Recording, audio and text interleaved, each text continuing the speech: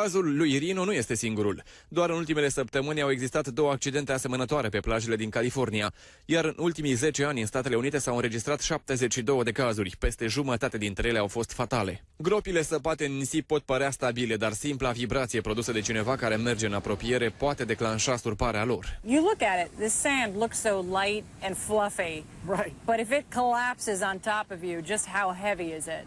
It literally is hundreds of pounds. Iată ce se întâmplă când te afli la mai puțin de 1 metru adâncime. I'm half in, half out, and I can't even get out. Iar presiunea crește cu cât ești îngropat mai adânc. Hard to breathe. The more I move, the tighter it's getting in here. Dacă totuși săpați gropii, nu depășiți nivelul genunchilor cele mai scunde persoane care se află în ea. Vestea că Silviu Prigoană a fost spitalizat se află în topul celor mai accesate materiale pe www.știrileprotv.ro cu peste 20.000 de vizualizări. Deputatul a fost operat de urgență la Spitalul Floreasca, iar utilizatorii site-ului nostru au postat zeci de comentarii de încurajare pentru familia lui. Și materialul despre tânărul de 19 ani din Eforie, care a plătit cu sânge pentru dragostea pe care i-o purta unei fete de 12 ani, a strâns multe clicuri pe acest site. Iar imaginile uluitoare de pe cer, cauzate de exploziile solare din această perioadă, închid topul celor mai accesate subiecte pe www.știrileprotv.ro. Jumătate din țară se topește, cealaltă este sub nor de furtună. Victor știe exact cum arată prognoza. Bună ziua, Victor!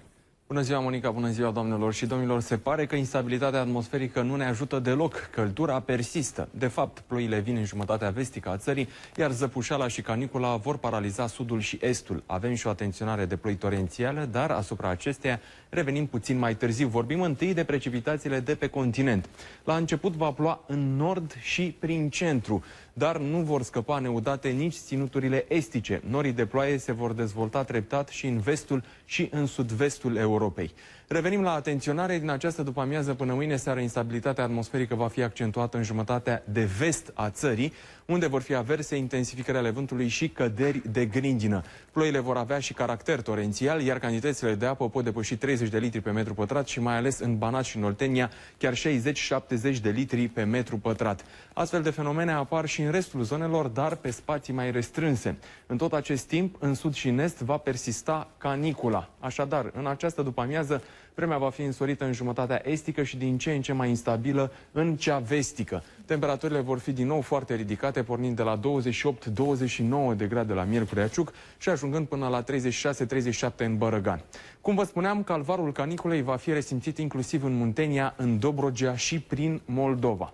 La noapte se anunță averse în regiunile din jumătatea vestică și pe lângă Vijelii și Grindina așteptăm cantități mari de apă, chiar 70 de litri pe metru pătrat. În schimb, în zona sud-estică, cerul va fi absolut senin. Minimele din zori vor fi cuprinse între 15 și 25 de grade. În capitală, căldura toropitoare nu ne va lăsa nici astăzi să ne plimbăm în voie pe stradă. Mai degrabă trebuie să ne ascundem de soarele puternic și de cele 35-36 de grade anunțate la umbră. După ziua sufocantă, noaptea ne va răcori un pic. La munte, dacă după amiaza va ploua local, pe aici, pe acolo, la noapte vin ploi mai serioase în munții Banatului și în vestul Carpaților meridional și în nordul orientalilor.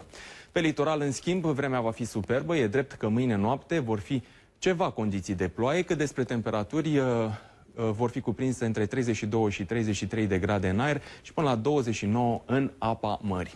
Atât pentru moment, revin cu noutăți după știrile de la ora 17, până atunci o după amiază liniștită. Mulțumesc, Victor. O nebunie curată care putea să-l omoare a pus la cale un chinez care s-a aruncat sub un metrou doar ca să-l filmeze cum trece pe deasupra lui. Vedeți cum s-a terminat aventura lui după publicitate.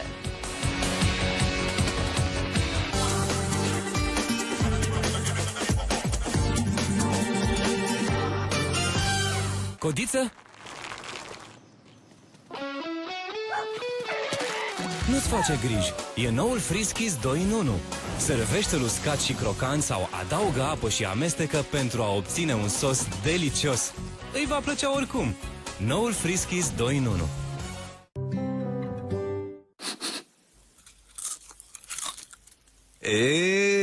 Floricele!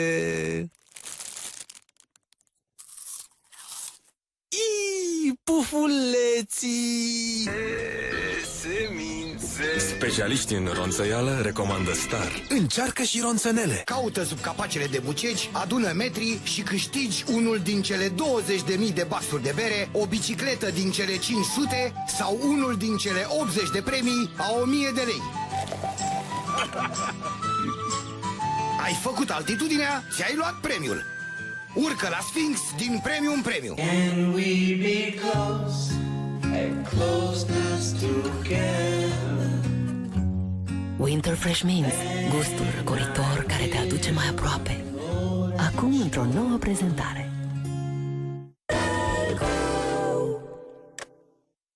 Fix fără fir? Parcă ziceam că strângem cureaua. Păi am trecut pe la Rom Telecom și mi le-au dat gratis.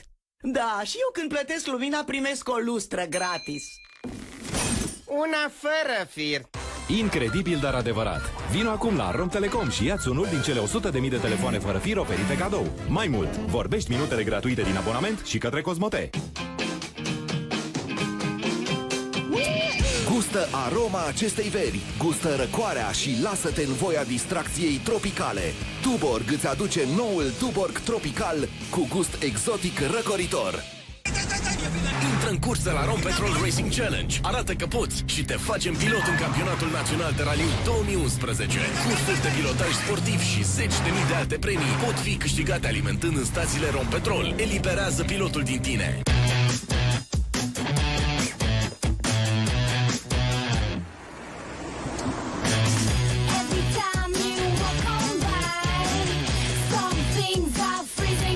Orice s-ar întâmpla, îți ții creditul sub control, pentru că ai 3 luni pauză la plata ratelor la alegerea ta și dobânzi de la 7%. Ia-ți și tu un flexicredit. Raiffeisen Bank. Reușim împreună!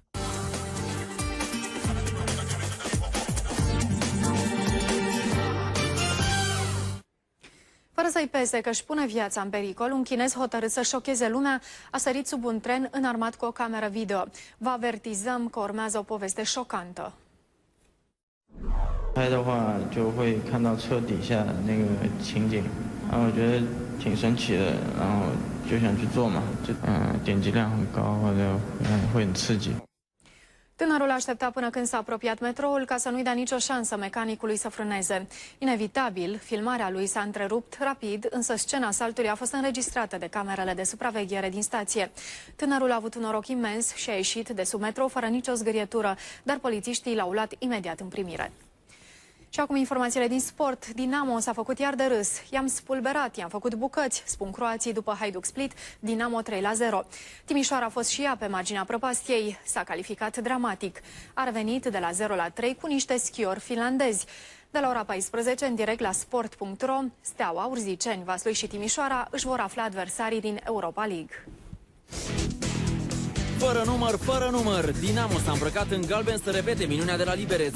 A avut parte de coșmarul de la Split. E dezamăgirea carierei, spune Andone, care le-a pus gând rău celor 5 fotbaliști care l-au trădat.